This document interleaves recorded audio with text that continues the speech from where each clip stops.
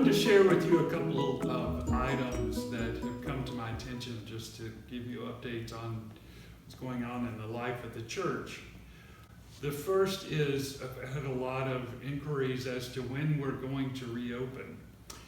Well, I want to make you aware of the procedures for how decisions like that are made.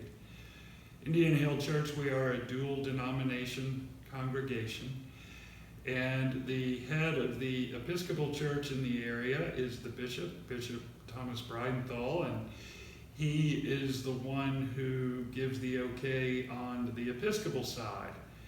Presbyterian side, we're in the Presbytery of Cincinnati. The Presbytery gives guidance, but the individual decisions for the church are made by the session. So in our case, we tend to follow the more restrictive polity or the more restrictive governance. And in this case, the Episcopal Church has said no in-person worship for the time being. The Presbytery has suggested that Presbyterian churches not meet in person yet, although some congregations have decided to do so. In the case of Indian Hill Church, the vestry session met last month, that would be May, and we discussed potential reopening, and in the meantime have put together a task force made up of some physicians in our congregation to look at the safety in reopening, and we will hear a report from them relatively soon. All that to say is that the decision to reopen in-person worship will be made by the vestry session in collaboration with the diocese and the presbytery and our task force.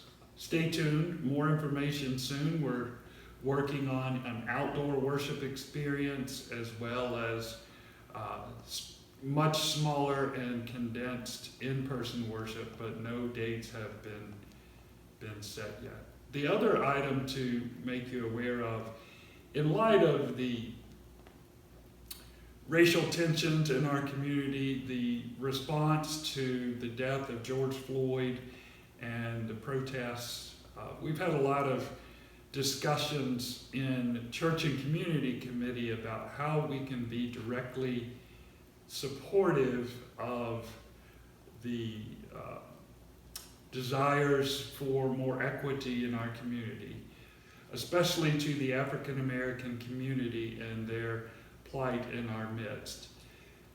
Indian Hill Church has had a long history of being involved in racial and African American causes in greater Cincinnati. And those were brought home in a recent Church and Community Committee. So it's not as if we are jumping on board on something new, but we have been there certainly way back in the 50s and 60s and 70s with Paul Long and his leadership. But we want to make a new effort, and I invite you to share your thoughts, your ideas with me. You can certainly email them to me or call me about new ways in which we can connect to our wider community and make this response to the George Floyd death not just a moment, but a movement of change, and for the church to be involved in making lives better for all people. Because yes, Black lives matter, and we care about our brothers, our sisters, our neighbors in our community as well as in the world. Thank you for your attention and look forward to hearing from you. Take care, be well, God bless. Thank you.